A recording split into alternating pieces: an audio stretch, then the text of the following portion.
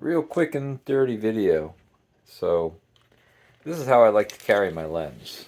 This is a quick disconnect, which allows me to easily pull my camera strap off and put it back on. That way I can use this lens on a tripod.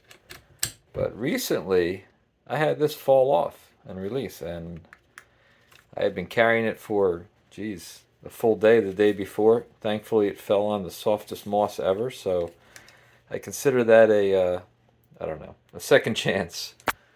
So I don't want to take that chance again. So what I've done, I created from one of my old backpacks, clip, piece of string. It's kind of like a leash, so I don't know if I can do it on the phone, but this goes on and goes through that second hole right there.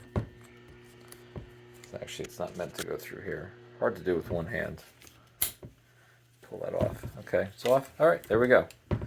So we've got this piece of string tied to the quick disconnect, and then this little quick release piece right here. Well, not quick release, but this keeper, or whatever you want to call it, safety leash attached right into this hole.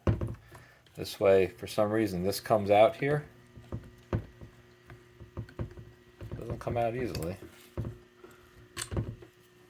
I've got that to fall back on.